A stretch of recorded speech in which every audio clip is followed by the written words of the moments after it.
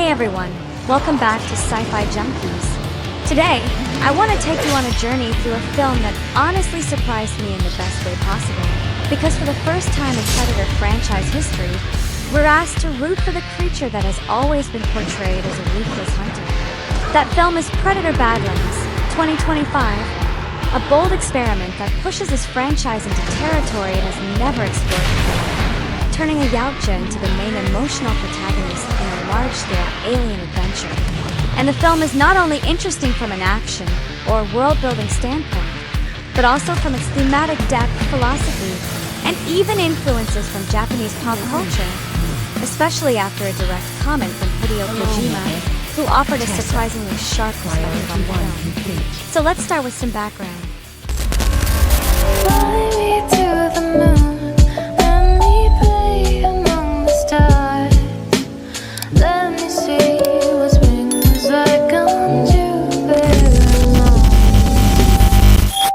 Predator Badlands, directed by Dan Trachtenberg, who successfully revived interest in the franchise through Prey 2022. Badlands became an ambitious follow-up project developed side-by-side with another Predator film titled Killer of Killers.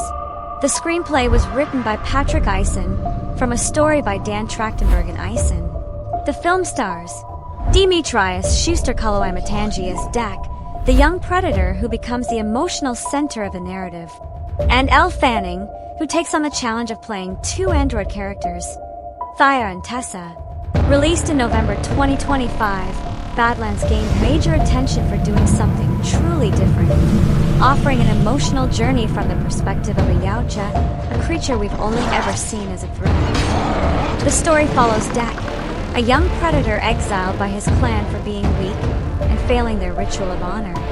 With nowhere to return, Dak sets out across the alien world of Jenna, a hostile landscape full of storms, dangerous terrain, and lethal creatures.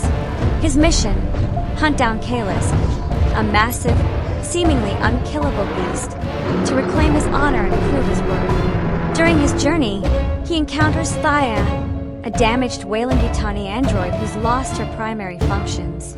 Even though they come from completely different worlds, Dak and Thea form an awkward yet compelling partnership. This relationship becomes the emotional part of the film.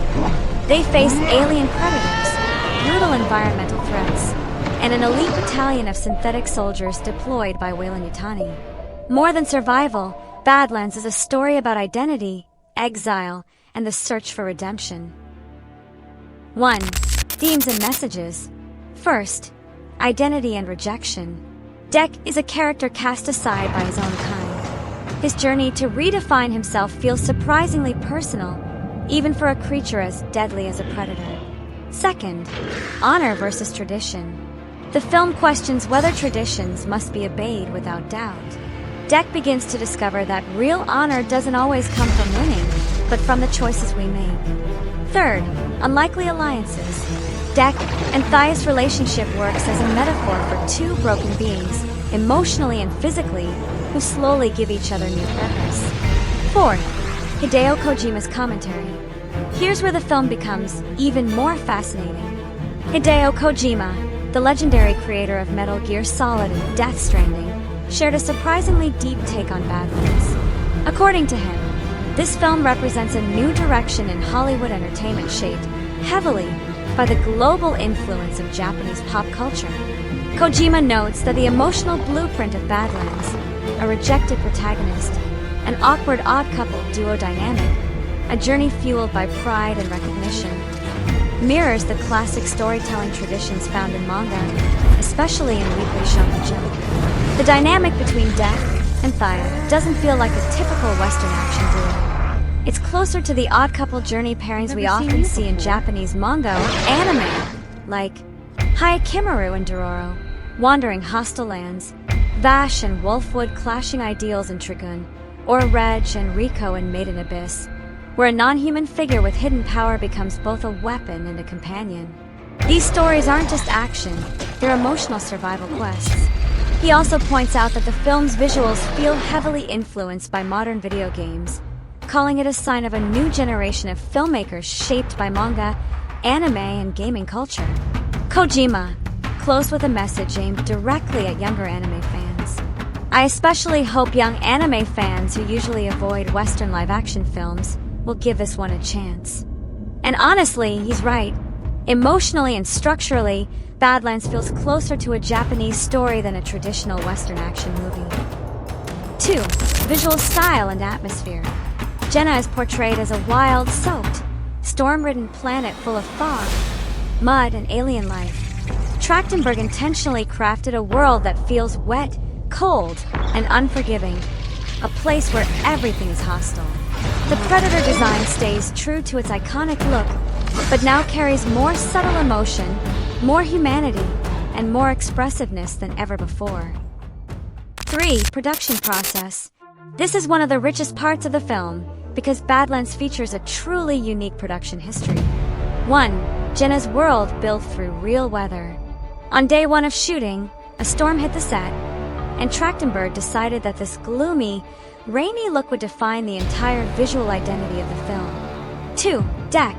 From blind predator concept to emotional lead. Early concepts imagined Deck as blind, using echolocation through a handmade mask.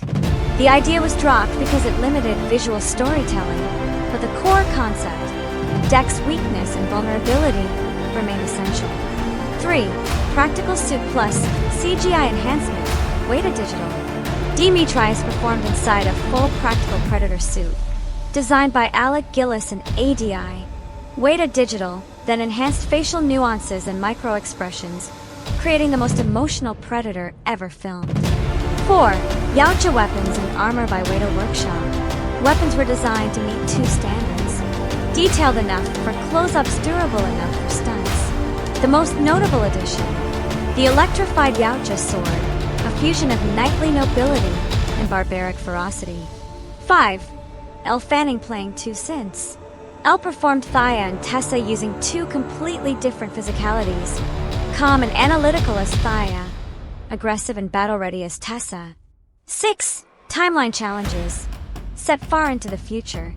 To avoid timeline conflict with Alien Romulus and the Alien TV series, Badlands is set far ahead, but still uses retro analog tech like MS-DOS-style green screens and mechanical buttons to keep franchise cohesion. 7. 2 Predator films developed at once. Trachtenberg worked on Badlands and Killer of Killers simultaneously because he believed this monster and robot adventure concept was something sci-fi cinema had never attempted. 8. The director's vision, a dignified monster. Dan wanted Badlands to remain brutal, but also noble, emotional, and full of heart, something rarely explored in monster films. 9. Alien universe connection came naturally. Weyland-Yutani wasn't forced in. As Dan put it, if you're making a story about a monster and a robot, and there's already a fictional company that builds robots, of course you would use it. 4. Fun facts about Predator Badlands.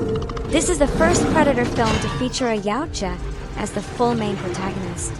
Many visual elements were inspired directly by modern video games. The film expands Yautja lore deeper than any previous installment. Its odd couple emotional dynamic sets it apart from every other Predator movie. 5. Theories and symbolism. Deck represents the archetype of the outcast, someone who must redefine himself beyond the expectations of his clan. Jenna can be interpreted as a metaphor for Deck's internal state, harsh, chaotic, full of traps. Thaya represents logic and clarity, an anchor guiding Deck through emotional turmoil. Together, they show that true strength doesn't just come from power, but from connection, adaptability, and self-acceptance. Predator Badlands may not be the Predator film we expected, but precisely because it strays from the old formula, it feels fresh, bold, and emotionally compelling. With stunning visuals, ambitious production, authentic character dynamics, and even praise from Hideo Kojima, this film marks an important step in the evolution of modern sci-fi cinema. If you love anime, manga, video games, or emotional sci-fi stories, this is absolutely a film worth watching. If you enjoyed this deep dive, don't forget to like, subscribe, and leave your thoughts in the comments. Thanks for watching till the end. See you in the next one. Bye.